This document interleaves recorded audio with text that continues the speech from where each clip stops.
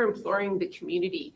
We cannot be casual bystanders for this type of incidents that are happening in our community. We are all part of this community, and we are requesting, if you have any information regarding either of these occurrences or any occurrence, that you report it to the Winnipeg Police Service. And that's what it sounded like 2 days ago when the Winnipeg Police held a special media conference to update the public on the weekend anti-Semitic vandalism, which saw an unknown suspect wearing a ball cap and a coat, but not a mask, walk up to the front entrance of the city's Shaarey Zedek synagogue at 4:30 Friday morning, January 2nd, and paint 5 swastikas and other messages in red on the main doors and on a wall. Maintenance staff discovered the graffiti when they arrived at work Friday. Police were called, the security tapes got checked and handed over, and they clearly showed a suspect carrying out the act, and then later tossing a bag onto the property from a nearby bridge over the Assiniboine River. The synagogue notified their members in an email that Sabbath services and regularly scheduled Hebrew lessons and activities would go ahead as planned on the weekend and beyond, while the Jewish Federation of Winnipeg says police have promised to step up patrols around Jewish institutions, and police say they'll work on security plans for upcoming events. Synagogue staff have been assured they already have adequate safety measures in place, and they say while they're not downplaying what happened, they won't be intimidated. And they also deeply appreciated seeing such a big turnout for Sabbath services on Saturday morning.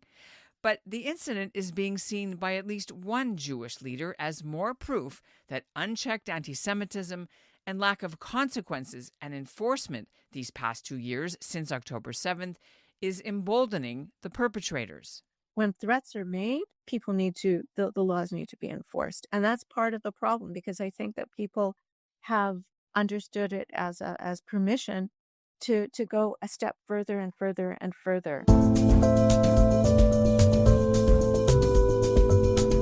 I'm Ellen Besner, and this is what Jewish Canada sounds like for Wednesday, January 7th, 2026.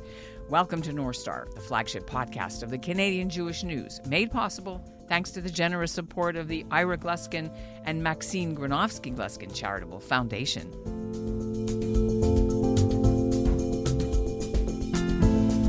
News of the vandalism has reverberated widely, as it's the first time the synagogue building itself was directly targeted since October 7th. But Jewish leaders say it certainly isn't an isolated incident of intimidation and hatred against Winnipeg's Jewish community, even as recently as right after the Bondi Beach massacre, when a local Hanukkah lighting event got disrupted. Political leaders have weighed in with calls and messages. Some of them also referenced a subsequent incident which happened on the Sunday when a Middle Eastern cafe owned by a Canadian of Palestinian descent on the other side of the river had its windows smashed and a hateful letter left, although Winnipeg police said they don't think the Jewish incident is related. We have 2 guests on our show today, starting with Rabbi Carney Rose, Shaarey Zedek's senior rabbi, and later Belle Jarnowski joins me. She runs the Jewish Heritage Center of Western Canada and is a Holocaust educator.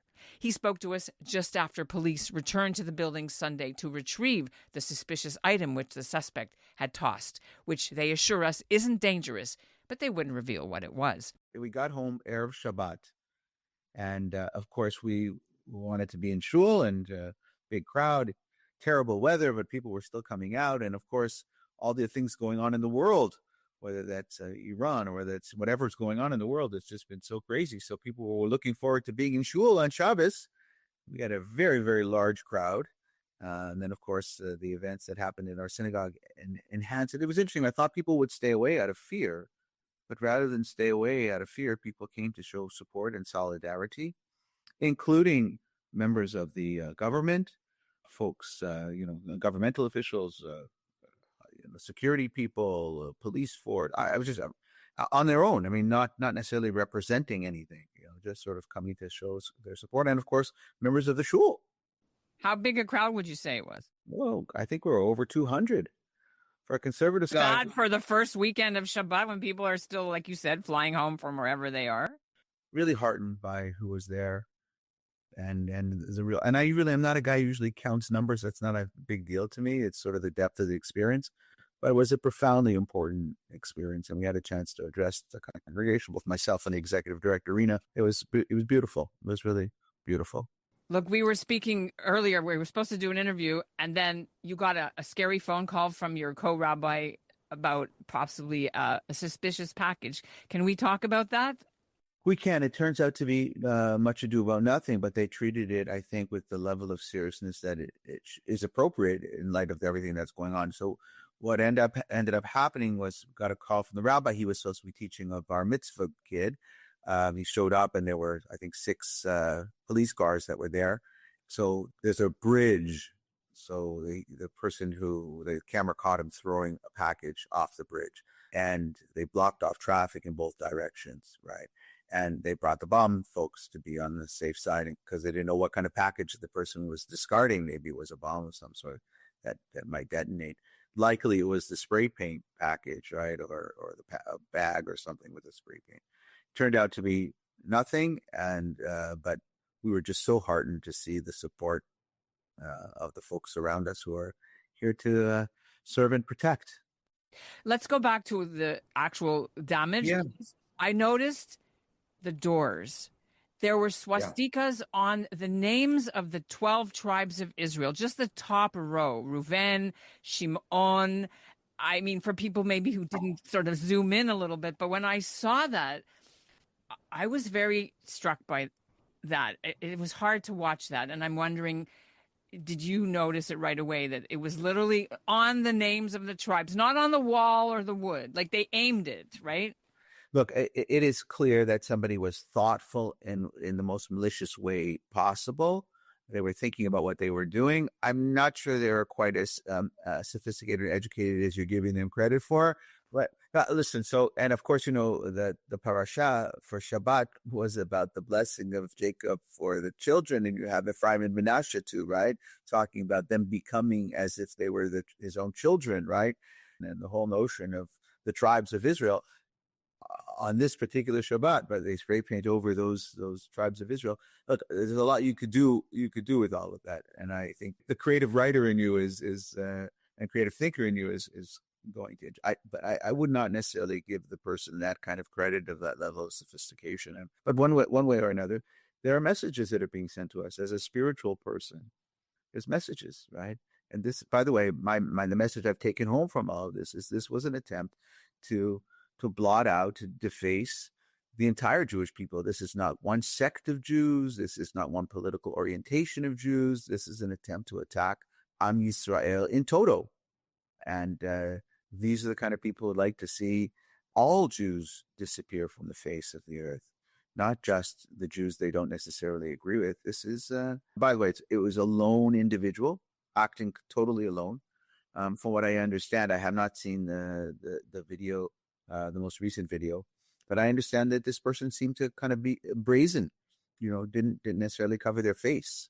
So, it seems like they're emboldened, and that is what concerns me, right? That people should feel emboldened to act in this kind of way. Emboldened at 4:00 in the morning.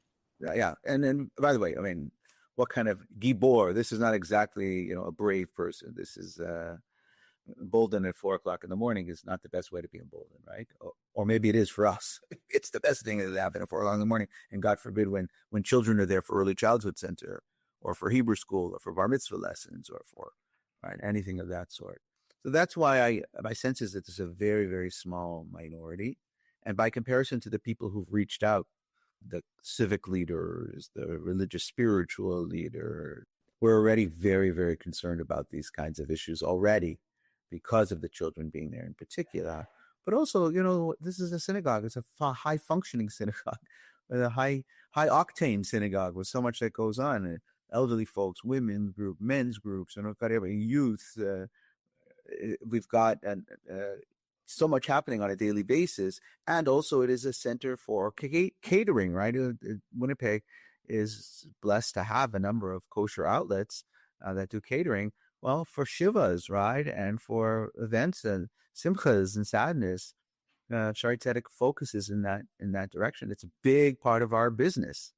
The food for comfort and for consolation and for celebrations. So bnei mitzvah and weddings and all the other wonderful things that happen for people. That's the shul is that place.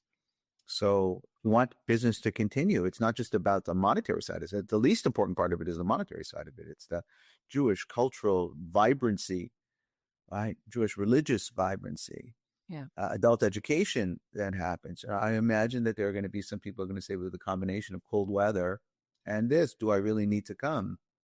And we're already working, both online and in person. But I won't be surprised if classes this week, there are more people. It's January in Winnipeg, so it's freezing cold, right? It really is mamish cold. And why I was so heartened was it was a terribly ugly morning on Shabbat morning. And so it was particularly important on this given Shabbat. And as I watched people coming in, I said, well, this is going to be a small crowd today because people were not sort of making it. And then it just kept on growing and growing and growing. And by the time we got to Kiddush, it was a lot. It was a lot. So it's a very nice sort of day for us. And it was just a wonderful spirit in the shul, a spirit of, we are here. We're not going anywhere. This is us. We've been here for 140 years. We're not going anywhere. And we're going to continue to do what it is that we do.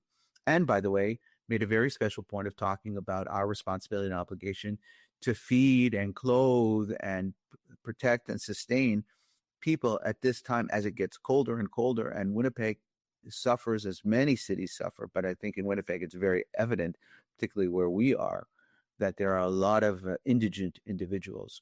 It's very, very, very hard to watch. And so we've doubled down on our commitment to food and clothing and support for those who are needier than we are. With all of that, and there was really it was amazing to see people walking in, kind of brushing off their snow and placing the food for the needy in a basket. Like at the same moment of sort of coming into a shul that had been spray painted. I mean, the confluence of those things to me was an unbelievable moment in time. Ve'af al pi, and nonetheless, here we are, davening, doing mitzvot of bringing food and clothing for those who are in need.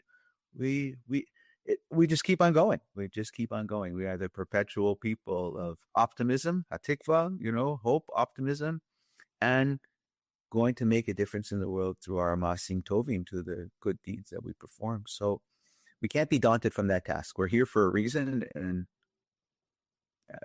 I think this is part of the reason.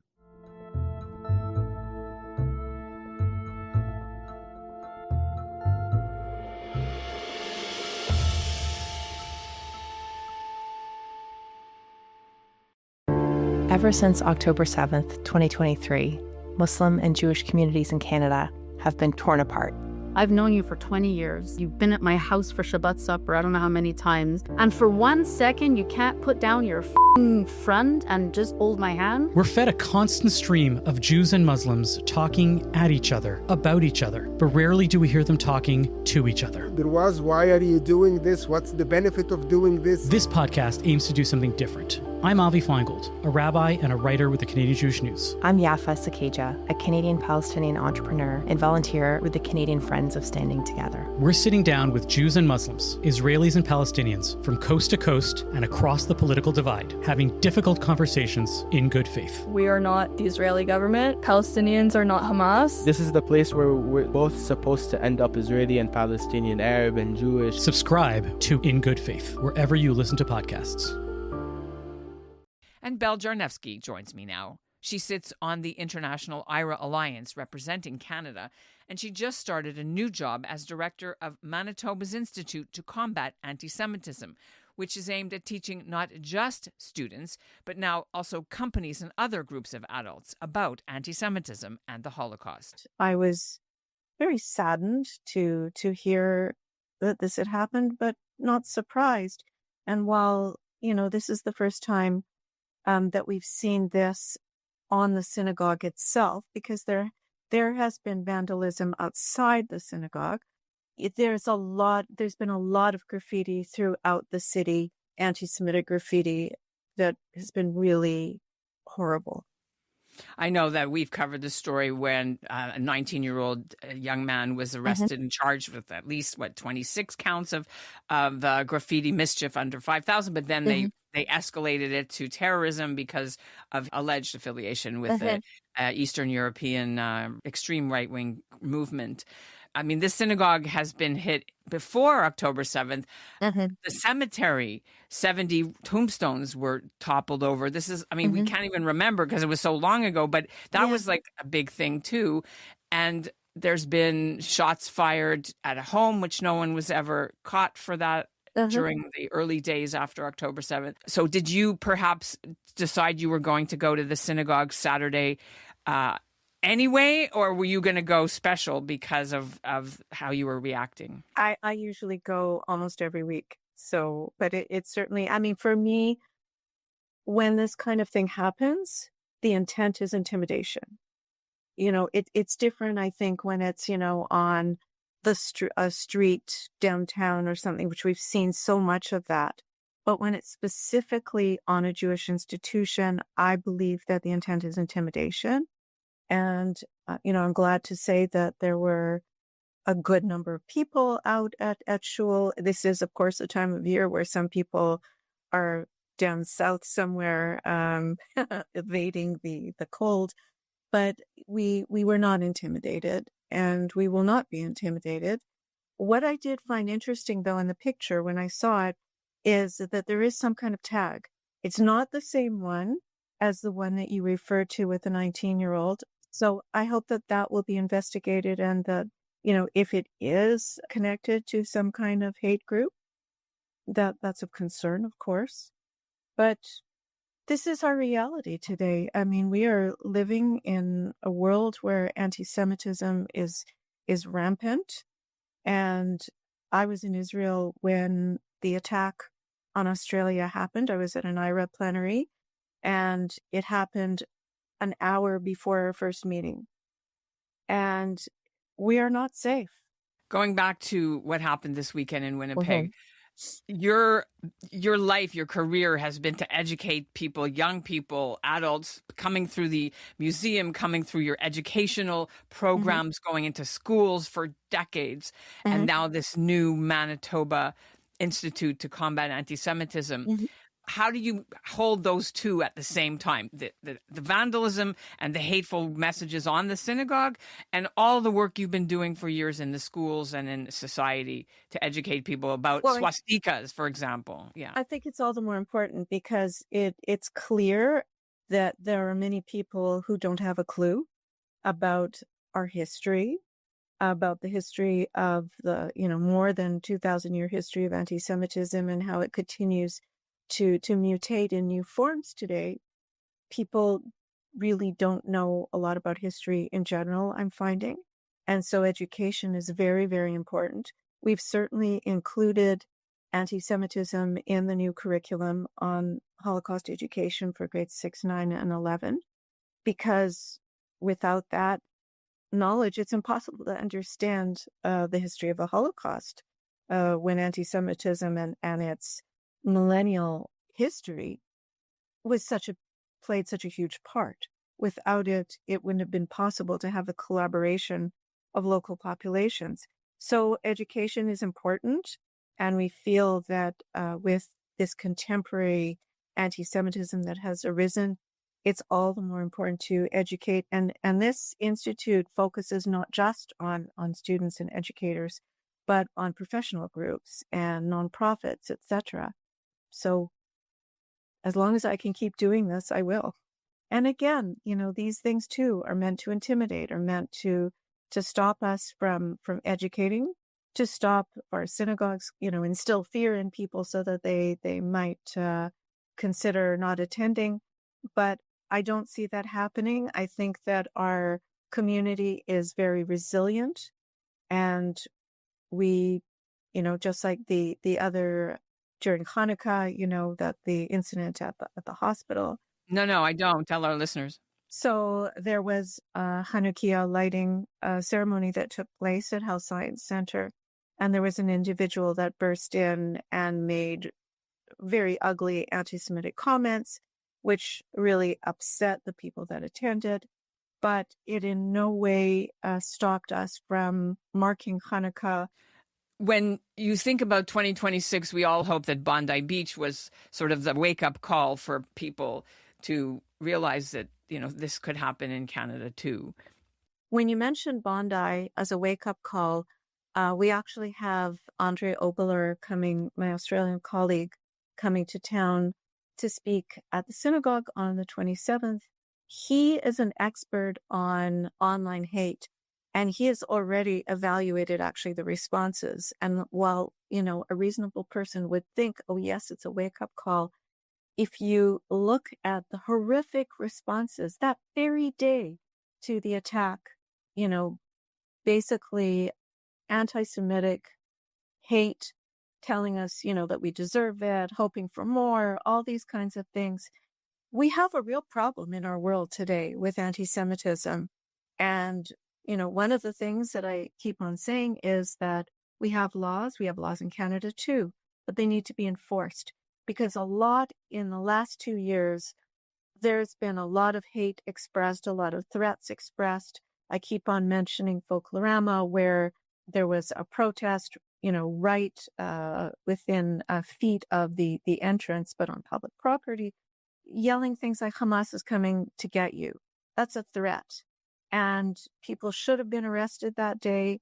And there are, of course, many, many other examples throughout Canada, particularly in Toronto, where, the laws need to be enforced. And while I understand the idea of just ensuring that, both sides are kept apart, when threats are made, the laws need to be enforced. And that's part of the problem, because I think that people have understood it as permission to go a step further and further and further. And yes, we haven't had enough messaging, I think, from our government. I mean, here, for one thing, going back to Ira, we still don't have an envoy. And Deborah retired in July. Deborah Lyons, for our listeners who may not remember, the anti-Semitism envoy left early in the summer, very deeply disillusioned with the silence from business leaders, from corporate leaders, from society leaders to stand up for the Jewish people. She left, 5 months early, 6 months early. And still not filled. And so here we are with no one. And that's really important, because that person would not only be, looking at Holocaust remembrance and combating anti-Semitism, but also functions as the head of our delegation.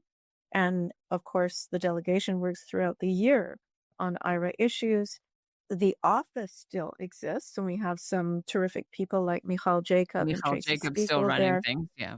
And the fact that the government has not seen fit to appoint a new envoy, to me, sends a message that it's just not important. It's not an important issue to them. Listen, thank you so much for giving us the time to give us the latest on what's happened in Winnipeg. And we'll be watching to see. I know the police, you said the hate crimes unit is investigating. They have video of it, from what we were told, from the synagogue's cameras. The individual that clearly got a good picture, as far as I'm told. So we're waiting to see what happens in the next few. And hopefully that individual can be apprehended. We do have now a hate crimes crown prosecutor in charge of hate crimes. And so I think that would be helpful too. So yes, and let's hope for better days ahead in 2026. And that's what Jewish Canada sounded like for this episode of North Star, made possible thanks to the Ira Gluskin and Maxine Granovsky-Gluskin Charitable Foundation. Our show is produced by Zachary Judah Kaufman, with Michael Freeman as the executive producer, and the music by Brett Higgins. Check out more coverage of this story at the links in our show notes, and we'd love to get letters from you on this. Write to us at info@thecjn.ca. And thanks for listening.